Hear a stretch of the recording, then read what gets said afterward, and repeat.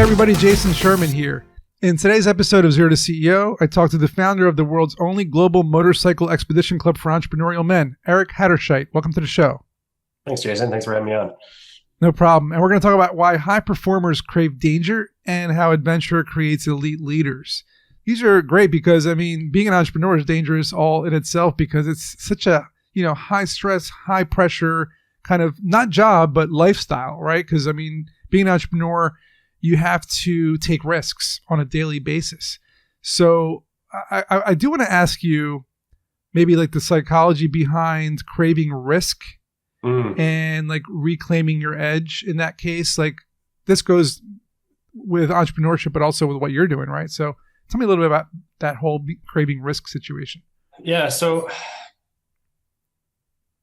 I don't know how many of your listeners would fall into this category, Jason, but we primarily attract guys that are high performers. They're guys that are coming in. Most of them are already knowing how to ride. If not, they've seen success in a lot of other areas of their life, and riding is just an outlet for them. But what we see with a lot of the guys is they've seen a degree of success, and then at some point they plateau and it gets capped. And I've been contemplating on this for the last few years. I've done a lot of research, hundreds of hours of research into reading different books about psychology and the journey of men and all that stuff. And as it sits right now, I've kind of come up with 4 big areas why guys need to do something like this. Because here's the irony is that we didn't actually start this club as any kind of business model. We started it for ourselves because we're like, we really need this. This is my co-founder and then myself. That's the best way to start something is like something for yourself, right? Yeah, because we need it. And so there's really 4 key areas that I see that need to be addressed. These are 4 problem areas that happen when you are a high-performing man. High-performing women as well. The reason I'm talking about men is because this club specifically is men only. And then we have a women's chapter for anyways, those little things. It's a boys club. We can definitely talk about that. But the 4 key elements that we see are problematic is 1, for a lot of these guys, if they're high performers, their old feedback loops are broken. And so what that means is they've gotten to a point where they might be now the smartest person in the room and nobody's really challenging them in the way that they need to be challenged. And so they need some real raw feedback that is really giving them the insights that they're looking for. And unfortunately, they might be in a situation where a lot of people are reporting to them and are just not willing to give them that feedback that they're looking for. So that's number 1, their old feedback loops are broken. Number 2, their leadership is capping the limit. Like it's capped by their limitations. So that is the team that's underneath them can't grow past the capacity of the leader. We've seen this time again. And so even though that a lot of these guys have built something great, their leadership style is now the ceiling. And so what they need is not more tactics, but they need to understand how they're upgrading their internal operating system as a leader. It makes sense. Cause like if in a startup, if your team doesn't really believe in your confidence and your expertise is not top notch and you can't really lead them with your vision, then they're going to fall apart. They're going to look for smarter people than they are. Right. Cause that's really what they want. And that's just, unfortunately, that's a universal truth in business is that your A players, they want to work with A players. So you're going to go leave and find somewhere else where they can grow if you're not growing yourself. And so it does, it limits you. 100%. Third thing, which is super relevant. So number 3 is that a lot of these guys haven't had to earn anything in quite some time. And what I mean by that is that their own level of competence actually protects them from discomfort.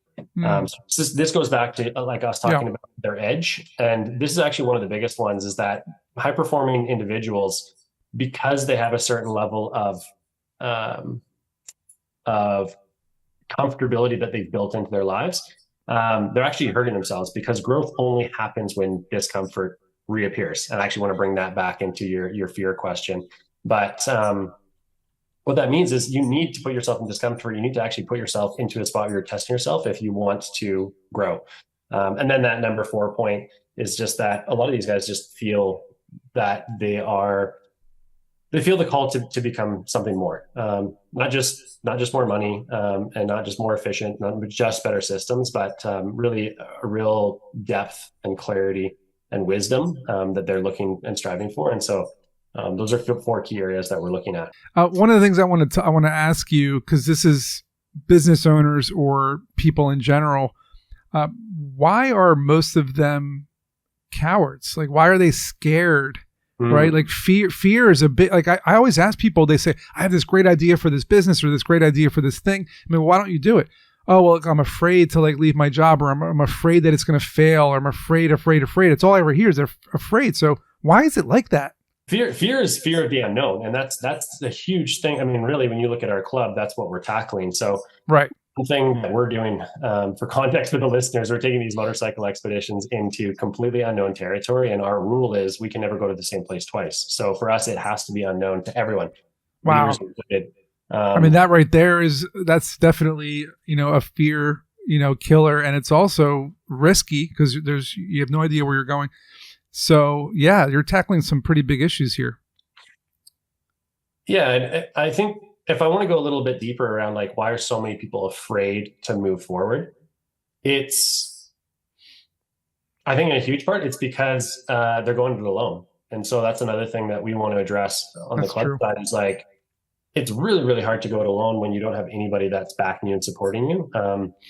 Because it becomes a lot easier to go into the unknown when you have a team of people around you. Now, there's a caveat to that saying that team needs to be a competent team. And so there's a legitimate fear there when you're going into the unknown, when you're like, I don't know how to do this. I've never done it and I don't have anybody supporting me. It's important that you do move forward and you take that step, which goes back to my point number 3, because your growth will only happen in discomfort, but it makes it a lot easier if you're doing it with somebody, which is why you'll see a lot of people say, I don't know how to do this. I'm going to go look for a partner. So at least I got somebody beside me. If we fall on our faces, we fall together. You bring up discomfort a lot. I mean, discomfort and danger and risk, they kind of all go together. Fear is kind of looped up in there as well. How does tackling discomfort help you grow, whether as a person or as a business owner? Because it shows you your capabilities. So this goes a little bit into some of the research I was doing as well, but it's a really natural thing for all humans, but especially if you look at men and really as they're growing up, especially boys, they will intentionally test the limits of discomfort to understand where their level of capability is. And it's important to understand your level of capability because that will dictate your level of competence when you're trying to go out and build something new. And you need to understand that because when you have a team of people and you start recruiting people to actually help you go do that thing, you want to understand where am I competent to, and then where do I need to bring in people from the outside to learn from.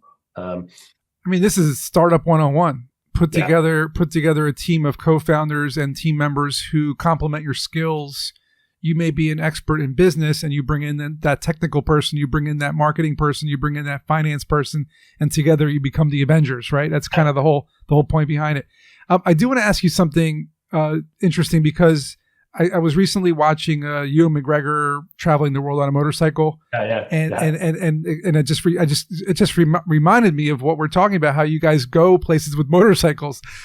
So what actually made you start this, I guess, expedition club in the first place? Like, what was the inspiration behind it? I mean, there's a longer backstory, but the short version is, I grew up on a small wilderness resort in British Columbia, Canada. And the other co-founder, Jordan, who's my best friend since we were 10 years old, he grew up in a cattle ranch out in the same area in British Columbia. And as we got older, I went back and ran the family business. And there was a period there for a number of years where it was very isolating. And then Jordan, he went and became a paramedic and he went stationed on North Vancouver Island to a very remote community up there. And same thing, very isolating. And so we both, in our own respects in those roles, were very competent, very, very competent in those roles. Jordan was leading his paramedic team where he was. I was leading the resort and everything where I was. But just isolating, just like, hey, I want an opportunity to connect with other guys like me. That makes a lot of sense. We're going to do that. And so, again, bit of a longer story here, but we found ourselves down in Guatemala with a bunch of guys who we didn't really know that well. It was just kind of a random Facebook reach out to like any guys like us want to go be crazy enough to just go explore with no set agenda, the jungles of Guatemala. It's a good way to start. Yeah. And it didn't start as like, we're going to make this a club, we're going to make this a thing. It was just a one-off. And then in that process, what we found around the campfire at night with those guys is they all were carrying heavy loads of responsibility and doing it in isolation. And so we just formed a bond there while we were there in Guatemala. And it was not our intention to even do anything after that. It was those guys that were saying, "Hey, I mean, I needed this group. Where's next? What are we doing next?" And I just love, stories like that where, it's coming out of a need, right? You need something, and then it kind of forms out of that. And there must have been some sort of mindset shift that happened after these journeys that you took, and that's kind of what initialized this to happen, right? So what was that mindset shift like?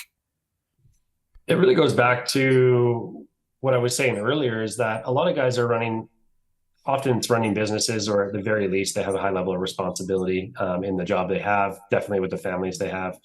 And it's that transformation is the realization that I don't have to go this all alone, that I can be accepted by a group of individuals who are like me and carry heavy loads of responsibility and know what that's like.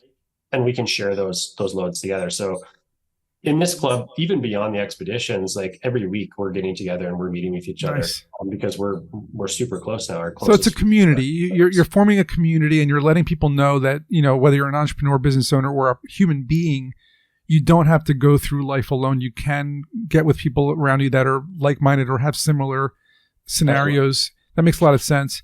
I wanted to ask something that I didn't get to ask you earlier, and we're getting closer to wrapping up, so I do want to get it in there. Is you mentioned comfortable success in the show notes. I keep seeing that in there, and I'm like, so why is comfortable success killing fulfillment for entrepreneurial men? That's really what I want to know. I'm not going to speak for all men, although I think there's a kernel of this in all men, but I think for any of the high-performing men, I mean, if any of your listeners have ever been in this boat, you have a business and you finally figure it out, and you get a break. Some guys, even there's a number of our members who have sold a business, and they're kind of like, I thought I was going to enjoy this time piece. But you've done so much work on yourself to understand how to shoulder responsibility that you're just naturally inclined to say, I'm looking for the next challenge. I'm not fulfilled unless I'm looking for the next challenge, and I'm building and I'm growing. And if I'm being really philosophical here, I think it's because in men, there's this deep ingrained sense of responsibility and saying, I would like to be responsible for a lot of people if I'm competent in that. And so on your more like sitting and doing nothing, sitting on your heels, I think is deeply unfulfilling for a lot of guys, and saying, hey, I know I'm capable of doing more, not because I want more power or I want more money. It's because I know I'm capable of being responsible for more individuals and bringing more good to the world. That makes a lot of sense. And before we wrap up, last question, 60 seconds or less. What happens during one of your expeditions? We land. We have a plan we've been putting together for 14 months, and that plan goes out the window day one. I love that. The plan gets ripped apart. We have training camps that guys go through before they go on expedition, so that we are prepared for the unknown. So it's actually really awesome because you have a highly competent team that's prepared for almost anything. And so we're pivoting all the time. And what I can promise you is that all those unexpected events become some of the most amazing stories that come out because I love that. You can't plan for so many of the things that happen. Yeah.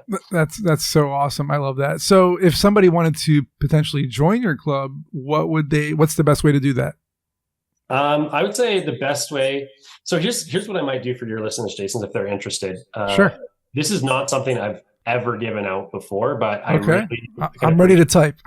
I can really appreciate guys that are entrepreneurs, carry heavy loads of responsibility and get it. So if they want to, what they can do is they can reach out directly to me on LinkedIn, and I'll give you my LinkedIn profile.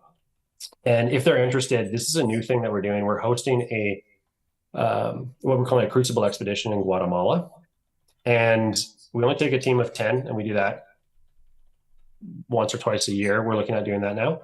But I'd be willing to give $1,000 off. So price point on that's $5,000. I'd give $1,000 off to anybody that wants to reach out to me if they're a good fit. We always do an assessment call before. Of course. But if they're interested, and even if they just want to learn more, I can give you web pages for that if they just want to learn more. But yes, freshlineclub.com is your website. Yeah. And your LinkedIn is Freshline Club as well. Yeah. You're on IG and YouTube. So guys, if you want to do this, Guatemala Crucible Expedition, $1,000 off, reach out on LinkedIn and check out freshlineclub.com. Yeah. And that's talking to me directly. Typically they'd be talking to one of the other expedition leaders. I don't take calls anymore, but I will take calls if they want to reach out from the link that Jason gave you. Yeah. Take a risk, get into some danger, beat your fears. Hope you enjoyed the episode. See you guys in the next one.